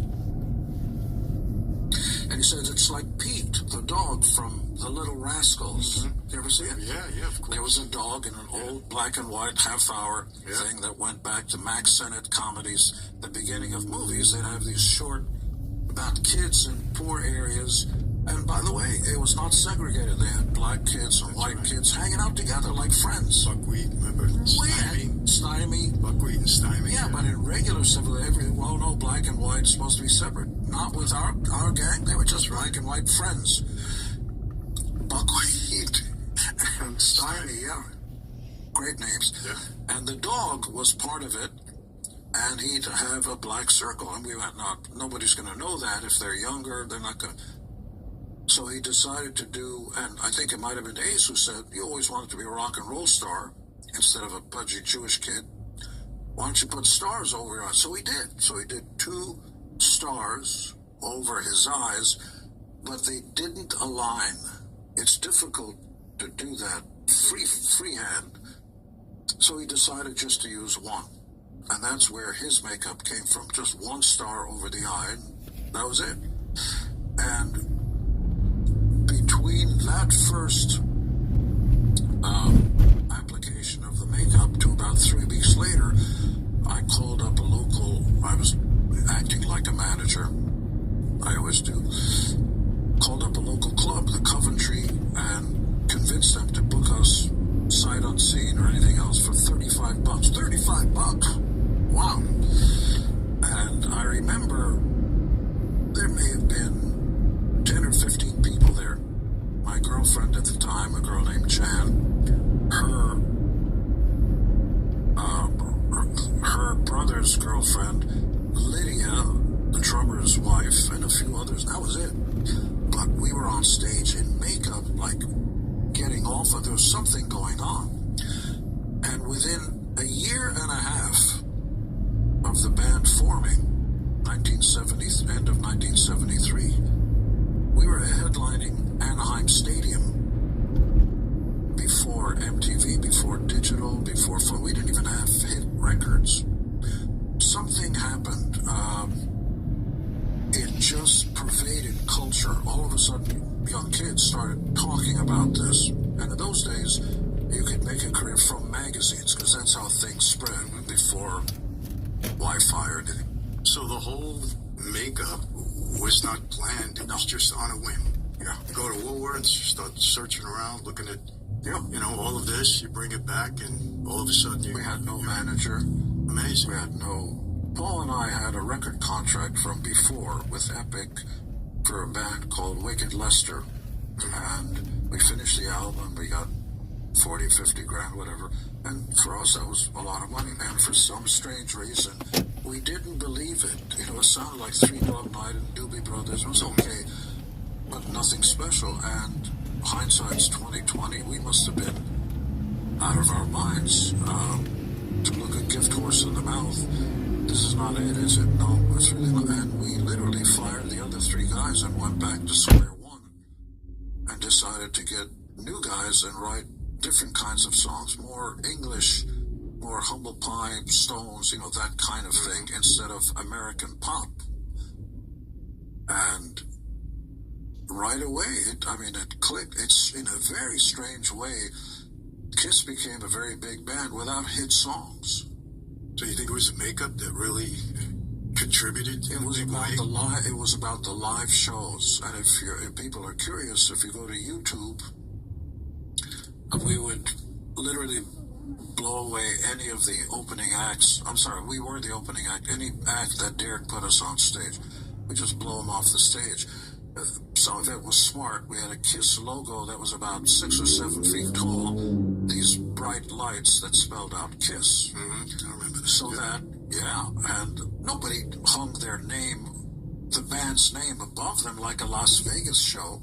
Right. That was not considered cool, but we thought it was cool. So that when the next band came on, after we were off a half hour later, if you closed your eyes, you could still see KISS in your eyelids, if you know what I mean. Yeah. And we didn't, they didn't have enough time to clear the stage and lower so while they were on, the KISS logo was still on stage. Mm-hmm. And those kinds of tricks. And very quickly we ran out of bands to open up for. They wouldn't take us on. In fact, we opened up for a band in LA called, what were they called? Quiet Riot. A song called Run, Run, Run. Jojo Gunn. And they had one hit song, good song. And then when we got to New York, they were opening for us. In fact, we booked our own show at the Beacon Theater, and the promoter was not thrilled about it. We said, we'll guarantee people are going to show up. Well, we had to do a second show the same day because they both sold out, but the hall wasn't available. This is the thing about America, of the people, for the people, by the people. There are hit makers and there are producers and stuff that determine what becomes a hit. And then there's something called groundswell. It just happens because the people want it. There's a guy I used to know at Geffen Records named Ed Rosenblatt, and they picked up a local band called Nirvana. It started to make a little noise, but it was suspicious because no hit songs, no everything. They just looked like bums and loud, boisterous music. But he noticed it was happening, and he had a meeting with the rest of the crew in the office. And if I hear any one of you ever call a radio station or a newspaper about Nirvana, I'm going to fire you. In other words, don't stand in the way of this integrity, honesty thing that becomes from the people so that they don't feel manipulated. Because marketing means manipulation. Right. So that you remain, so that you keep the honesty and the integrity of something that it's the people who decide. That's what happened with KISS. Wow. Amazing. And you know, Gene, you're the exact opposite of this stereotypical rock star. The exact, because you're much better looking. You're much better looking, number one, of course. But you're intelligent, you're an entrepreneur, you're well-read. You don't drink, you don't do drugs. You got a great family, you raise your kids the right way. I mean, you're the exact... No, it's okay. It's okay. Give it to charity. It's all right. No, but you're the exact opposite of what anybody would think, you know, the normal rock star is. It doesn't matter what people think. Most of us spend our lives trying to, which is why we all buy mirrors. We try to figure out what it is that's going to curry the favor of everybody else. Well, listen, I remember, our kids went to school, the same school. Yeah. And every Halloween, you and your wife would be in the haunted house, and you'd be entertaining all the kids. Entertaining, that? Scaring the bejesus out of them. Oh, yeah. Nobody wanted to go in there. Remember? Oh, yeah. I know, my kids would come out practically crying. Love that. Yeah, it was great. Well, you're the exact opposite, and, the exact opposite image. And now you're in business, well, you've been in business for a long time, with all these different things you got going on. You got vodka, you got the brand Money Bag. How long has you had that Money Bag brand? That was you created that brand, yes. Right? I started signing my name, the S with the 2 slashes through it, just on a whim, because I thought I was being a wise guy. And then we brought out jewelry with our signatures so that the kids could buy jewelry and everything. And then I thought, well, why not try to trademark, see how Gene, and then Simmons with the 2 S, and it was allowed. And so that opened the door a little bit to, gee, I wonder what happens if I put a money bag around the $sign with the 2 slashes, and the government, the Library of Congress and so on, allowed. So the money bag logo, which everybody knows, that Scrooge McDuck and everybody uses, but I own. I've owned it for about 30 years. In fact, later on, I was able to trademark, I know this sounds crazy, the Japanese currency, the yen. I own it. I'm the only human being on the planet who does. The yuan, the Chinese, which is very similar to the Japanese one, as long as it's in a money bag. I own the euro. Yes, I do. I'm the only person on the planet. If you put it on a bag, that logo that you know of, that looks like the $sign, the pound sign, I own it by approval of the European Union. So you can go to shopgenesimmons.com. You can get sneakers, backpacks, whatever you want, with your logos, that whatever logo you want on there. And only I can do that. And there's no sign of you at this point slowing down. Why? What are you going to do? I know it's someday, at the end, the race is going to be done, but they're going to have to drag me kicking and screaming. I don't know about you. I mean, I think I do. But if you're running a race, and in some ways do slow down or do speed up? Speed up. That's what I would do. I'm the same way. You're right. Not everybody does. They go, okay, I'm going to retire and slow it down. You slow down, your heart rate starts to go down, and then you die. I agree Your with you. brain deteriorates. They keep telling you, keep doing crossword puzzles, keep it's a muscle. You got to keep using it. Absolutely. Your speckle too. And now you got a film company, and I think I reminded you maybe 25 years ago.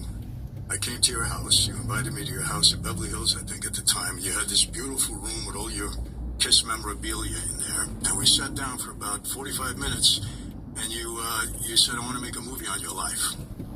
I don't know what happened after that. Who knows? My life was crazy for a while, but you're in the business. 25 films over the next 5 years. Everybody, you make plans in life is what happens to you while you're busy making your plans. But since we talked, there were a few movies that came out, Detroit Rock City and New Line and a few others. Then I started another film company, and this new one, Simmons Hamilton. The first movie is called Deep Water, which is an action thriller with Sir Ben Kingsley and Aaron Eckhart. Rennie Harlin's director, action guy who did Die Hard and some other stuff. And a second film with Bella Thorne and Mel Gibson. There are other things we're looking at right now. One great project called Lucky Bastards. Great action thriller where you hate everybody, but you can't help yourself because you love them. It's a really interesting thing about bad guys in films. If they're done well, you know they're bad guys, but you like them. Godfather. So I was just about to say it. Of course, there's something about the personalities that connects family, most importantly, and it's a very bizarre thing. But you have to. That's why he's a bad guy. He does bad things, and all this stuff is bad. Unless and if you've got a three-dimensional point of view where you make them real. Even T-Rex, the greatest predator of all time, was actually a loving parent, would take care of its eggs. There's you got to be three-dimensional about it. So those movies are coming out. There's going to be a cartoon show. KISS was actually sold, the underlying rights and everything, to Pop House, which is a massive company out of Sweden. And we're planning things that people have never seen before. Avatars. Imagine you put virtual glasses over your face. So you're sitting here 1 second, and then you're in a jungle with dinosaurs or in space. No longer this desk disappears. And if you're floating in space, your center of gravity, all that. Now imagine that happening with no glasses. Wow. Yeah, wow. We already went up to George Lucas's place in San Francisco, right outside, and shot motion capture so that the movements and everything would be real. Really? The technology is unbelievable, yeah. And as you've seen, I'm sure everybody has, artificial intelligence. You can see Tom Cruise talking to you about it it doesn't exist. It's all made up via computer. The voice, the imagery, and everything. It's amazing. It's a little bit scary, but it's amazing. I know. I got a little glimpse of that. I was at the Apple store, and I had the glasses on. And wow, you're in another world immediately. It's unbelievable. And to do that without glasses. So, I remember years ago I saw a movie called Minority Report with Tom Cruise. Yeah. In the future. And the idea was they're cops who look back in time and understand that on November the 4th at 3 p.m. a murder was about to be committed. So they go back in time and arrest or prevent the crime from happening. That was the basic idea.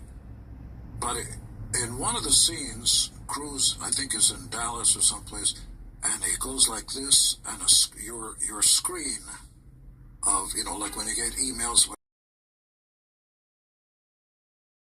air. Well, that's ridiculous. I was in Dallas, and they showed me that. There was nothing there, and you're just moving stuff. It's unbelievable. I couldn't even explain to you how that works. Well, now you can sit in a car and nobody's driving. I know. Who knows where it's going to lead? I don't know. It's crazy. But let me ask you, I'm interested in your wine. Obviously, I have wine in my name, Francis Wine. We're in business 2.5 years, and we're in all the major retail outlets now, from Costco to Total Wine to Walmart to everywhere, and a lot of effort put into that. So where is your wine now? Is it sold everywhere? No. Just launched in Europe because they come from the vineyards of Europe. And as you may know, you can't call a wine a Bordeaux or something unless and if it comes from that area. So the words, if it's called a Bordeaux or something, has to do with what part of Italy or France or something it's grown. People don't know that. And then there are different grades, and it's got, the quality of. So it just launched in Europe and coming shortly to America. The vodka and the sodas are practically everywhere, but I want to show you the... See, our wine comes from Armenia. Ah. Yeah. The oldest vineyards. And why is that? The oldest vineyards, it was my partner is Armenian. His uncle has a vineyard in Armenia for the last 25 years. And the story is this. They came to me to brand it in my name because the story is when Noah's Ark landed and the flood subsided, they landed at the foot of Mount Ararat. And that's where the first vineyards were planted under the new civilization. So my story is kind of a transforming story. So they came to me to brand the wine in their name to bring it here into the United States. And we've been doing pretty well for the past 2.5 years. A lot of work into it, but we're in 12 states now. We'll be all over the country. Fantastic. Yeah. Oh, that's great. And how long are you in business with this? My European part, I separated non-cross collateralized models, so the wines, if I keep this on, it'll go bing, bing, bing. The wines are my European partner, Chris, who's excellent. He's in distribution. And the vodkas are with a Canadian team, and the sodas are with guys in Upper New York. This is next. They're going to be energy drinks. I own that logo as well. Oh, that's great. Yeah. Is that out yet, or is it coming out? Coming. The main thing, as I'm sure you learned, is shelf space. Absolutely. Because all the guys who are on the shelves don't want anybody else to come there, so they'll give away their stuff for free. You got all different flavors, right? On the sodas, five flavors, and because I'm a good-looking guy, they let me put my face up. Yeah, those end caps are really important. And it's doing well. Yeah. No sign of slowing down, Gene. This is the vodka. However, besides 10 times distilled, is if you have a bottle of wine or almost any other spirit, I could take the packaging, or the glued on piece of paper, fill it with something else, put on my own piece of paper, and put it out. You can't do that with the money bag bottle. I own the actual bottle logo, so you can't put anything in it except me. If you do, I'm going to take your firstborn. Yeah. Or you'll call one of us. We'll handle it. No comment. Gee, I got to use for a slice. Yeah. Oh yeah, beautiful. Beautiful bottle. Yeah, you don't want to throw that away. Did you design the bottle? Yes, I own everything. Yes. Beautiful. I never touched her. What's that? I never touched her. No. You have any perspective or any comment on this whole Diddy stuff that's going on? On the what? Diddy. The what? Diddy. Oh, Diddy. Yeah. We met. He was cordial, and so was I, but who knows what goes comment if you weren't there or know anything. I mean, there's such a thing as presumption of innocent, and more than that, I don't know. Well, I agree with that. There's a lot of people talking about it, and who knows where it's going to lead, We don't know. I have no idea. All right, and by the way, I have different points of views about Not talking about Diddy. About consenting adults, of a certain age, or if there's a gray area, that's one thing. But if you're talking about underage, that's a different thing. I agree with that. But even today, it's a very strange thing. There are certain states where, Jerry Lee Lewis, I'm not saying this is right, I'm just telling you the way it is. Jerry Lee Lewis married his cousin, and she was 13, I think, in Alabama. And then he went off on tour, took her with him, and when they crossed the state, A lot of backlash you got on. he was arrested. Interstate, whatever. So there are states' rights, and there's federal. But morally, for me, if you're underage, I think that crosses the line. Who is the, since you knew so many people in that industry, who is the most, you may have already mentioned it with the Beatles, the most iconic person, or the person that, the artist that made, the biggest impression on you? Well, certainly the Beatles, in terms of the iconic template of a band that writes its own songs, plays their own instruments, because before then you had producers and writers. A lot of those hits were written in the Brill Building by Beatles. See what I did there? You know how many times I was up in that building? Did you know Nobby Walters? Sure, you kidding? Every Christmas I've got cars and all that. And restaurants and but that was a very strange building because you had an entire building with Everybody was in there. Don Kirshner, Midnight Special, who was also all those people, Barry Mann, who wrote hits for everybody, black, white, anything, from a non-Jewish perspective, just like the Hollywood movies that were invented by Jews. There were hardly any Jewish movies. They were like the Christian movies and all that stuff, all promoted by the Jews who did that. But with the realization there are only, even today there's only 15 million Jews on Earth. Did you know that? No, I did not. There are more people living in Guadalajara than there are Jews on the entire planet. I did not know that. Yeah, there's very few. I'm an only child. We don't have... Shannon and I have 2 kids. Done. Yeah. It doesn't make it better or worse. It's just a different culture. But point being that those guys all loved pop music and recognized that you're not doing art and music and stuff for you. You're doing it for everybody, for whoever. And Berry Gordy, by the way, had the same point of view, which is they're black artists. We create, but we're making music for America, for everybody. You're not making black music. You're making music for everybody. Yeah. And he himself was a songwriter. You know that? Yeah. No, I do that. Higher and higher. That's a very talented guy. Yeah, and used to be a boxer. Yeah, tough guy.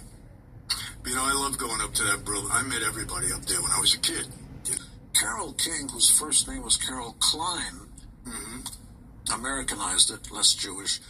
Carole King, she had this song, and she couldn't find us. They have different singers. I've got a song, because the producers and the writers, she would produce her own stuff, were the kings of that. And they'd fill it like Martha and the Vandellas. She was the secretary at Berry Gordy's Motown. There was nobody around to sing it. So, okay, Martha, you sing. Martha Reeves, you sing it. And they just created a name, Martha Reeves, and got 3 girls, band the Vandellas. You just make it up. So Carole King didn't have anybody around to sing this new song. So she got her housemaid, Eva. Really? Little Eva.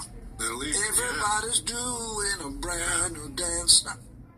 Wow. Locomotion. Yeah, I remember that. That was just a big song back then. Huge. Yes. And it was covered and became a hit again with Grand Funk Railroad. Wow. Oh, that's right, yeah. And they put that kind of different beat to it, yeah. That's what I'm here for. Yeah. And that was her maid. And the great stories about about where people started. Nilsson, who had lots of hit records on the Beatles, were big fans of him. He had Put the Lime in the Coconut, a lot of hit songs. He used to clean toilets at LAX airport. God. Yeah. these stories of where people came from and how they, found their talent or how it connected with people, and none of them could read or write music. I mean, none. Not Lennon McCartney, not the Beatles, nobody. I can't read or write music, but somehow, either by fiddling around, I'll never forget, I went up to, a long time ago, you know who Stevie Nicks is, world famous and all that, and I went up to her house and we were talking, and so how do you write songs? Because everybody does it differently.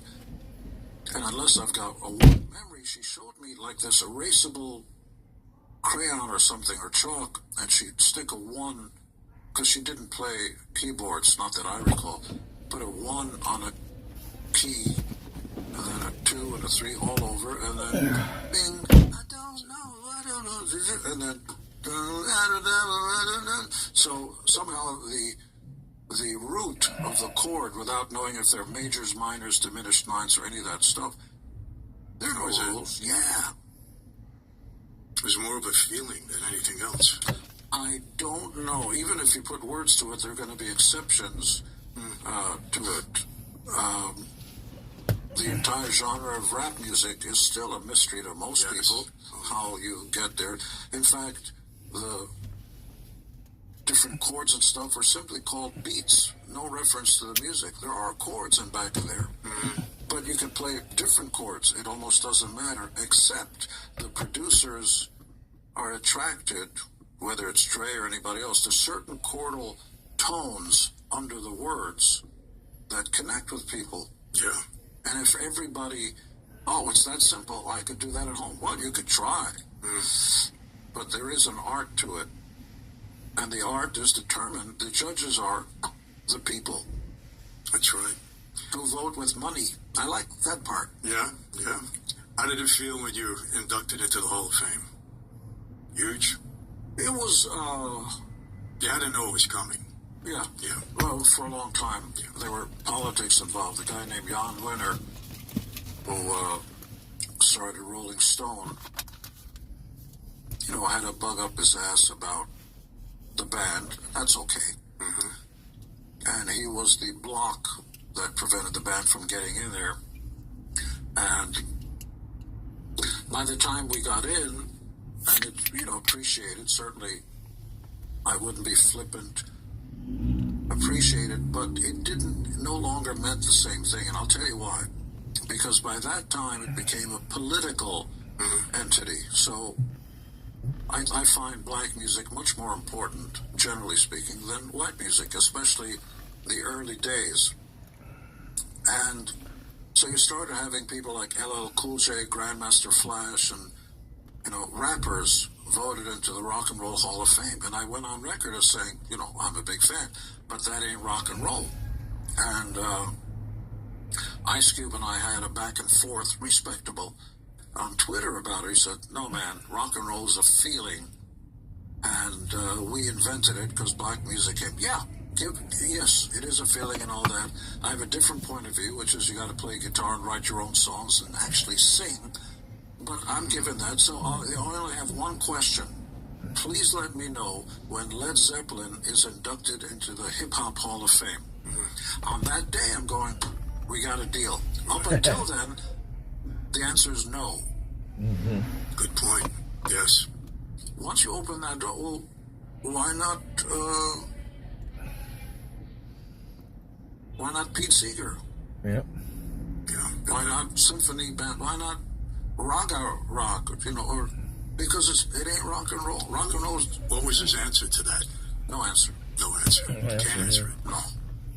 As soon as AC/DC gets into the Hip Hop Hall of Fame, I'm in. Yeah. All right, people, so there you have it. Is he what you expected a normal rocker to be? What's normal? He's not. Very, very, very intelligent, very well read. Very sensitive guy, believe it or not. Really, I mean, he was so impacted by his mom. Such a good son, what he went through, his mom, a Holocaust survivor, what he went through early on, how he loved his mom, just the entire story. He's a good family man, raised 2 kids, got a great wife. and just, well, you know, just a serial, like I say, entrepreneur. He's into film production now. He's got his own spirits line. He's doing so many different things at the age of 75, never slowing down. And I really loved it. We spoke for 2 hours. We spoke for 2 hours more. And I really hope you enjoyed it. But it's not over yet. We have a platform. I think many of you are aware of it. It's michaelfrancis.com/family. We have several hundred members in now, fairly new. But it's an amazing platform where we put so much information in there for everybody, where we give our platform members the opportunity to ask questions to our special guests. And when we said it was Gene Simmons, we got hundreds of questions, literally. So what we did, we picked the top 5. We thought these were fantastic, and we allowed them to answer. And Gene was terrific. He answered all the questions, and we put it first in our community. You can only get the answer to these questions in our community. And that's what we're going to be doing from now on. We give them special privilege. They're wonderful people. And the community that they're forming among one another, you know, in addition to what we are adding, what I myself add, and what my team adds to that, all the courses we put in, all the content we put in, the Zoom calls we do, the Q&As, the Bible studies, you name it, we power pack that membership platform. And if you want to hear the answers to these questions, go to it. michaelfrancis.com/family. And people, I want to be honest with you right up front, we charge $10 a month. That's it. We're not looking to break bank. We want members to come in. We want members to get the full benefit. You want part of me, you're going to get it. You're going to get a lot of me in that platform. So go for it. And listen to the answers to their questions. Gene was just so hospitable in answering them all. He's just a class act. You know, bottom line. And I think you got that from this interview. So that's it for today. I want to thank all of you. This is probably our last posting before Christmas. Christmas is tomorrow. So I want to wish you all a very merry, happy, healthy Christmas to you, to your families. Enjoy it. We'll be back to you on Thursday with another video. We got something special coming up there too. So have a great, wonderful, again, blessed Christmas. Enjoy the interview. How do I always leave you? Same way. Be safe. You know what I mean by that. Be healthy. We're getting RFK, and we're going to be a lot healthier come the next 4 years, and this country needs that compared to Europe and other places globally. We are not a healthy country. Be safe, be healthy. I mean this from the bottom of my heart. God bless in each and every one of you and all of your families. Yes, I'll see you next time. Merry Christmas. I have a membership platform, and when they heard that I was going to sit down with you, we gave them the opportunity to ask a few questions. Yeah, we got hundreds of responses because it's a big platform. By the way, you wear the glasses for sympathy, or it's just I wear because I can't see. Oh, okay. Yeah. Do you wear glasses? No. Not at all? No, you must be younger than me. Just not telling me. Oh, I am, okay. Yeah, that's good. I've been wearing these now for probably 10 years. Just to read. That's it. All right, first question. All right, you can answer guys. as long as short as you want. Do you think that Kiss, we already covered this, do you think that Kiss would Thanks have for had the tuning in. same I'm going to sign impact off now. musically and iconically See you guys if not for tomorrow. the makeup? Peace out. maybe not. But there is such a thing I keep going back to.